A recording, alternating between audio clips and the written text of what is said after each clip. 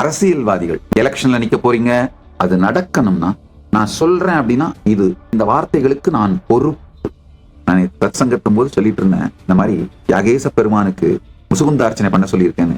அதற்கு பிறகுதான் எனக்கு தெரிய வந்தது, அதே நேரத்தில் நம் கைலாயத்தின் சார்பிலே முசுகுந்தார்ச்சனையும் பூஜையும் ஆரத்தியும் அப்பொழுது தியாகராஜ பெருமானுக்கு நிகழ்ந்து கொண்டிருந்தது என்று.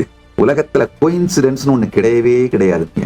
இப்ப என்னுடைய அனுபவத்திலிருந்து சொல்றேன், கைலாயத்திற்கு ஒரு மிகப்பெரிய நன்மை நடக்க வேண்டி இருந்தது, ஒரு பிரேக் த்ரூ நடக்க வேண்டி இருந்தது. பெருமான் தரிசனம் கொடுத்து ஆசீர்வாதம் பண்ண உடனேயே உடனடியா அந்த பிரேக் த்ரூ நடக்க ஆரம்பிச்சிருச்சு.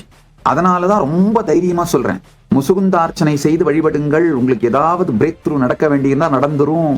அரசியல்வாதிகள், உங்களுடைய கட்சி, உங்களுடைய கழகம், உங்களுடைய சமூக இயக்கம், அரசியல்ல எலெக்ஷன்ல நிக்க போறீங்க, இல்ல ஏதோ ஒரு விருது வேணும்னு நினைச்சு வேலை செஞ்சுட்டு இருக்கீங்க, அது நடக்கணும்னா தியாகராஜ பெருமானை முசுகுந்தார்ச்சனை செய்து வழிபடுங்கள். இன்னொன்னு தெரிஞ்சுக்கோங்க, தேவையில்லாது சரியான காரணம் இல்லாது உங்களுடைய நேரத்தை செலவிட்டு ஒரு ஆலயங்களுக்கு செல்லுங்கள், ஒரு வழிபாட்டை செய்யுங்கள் நான் சொல்ல மாட்டேன்.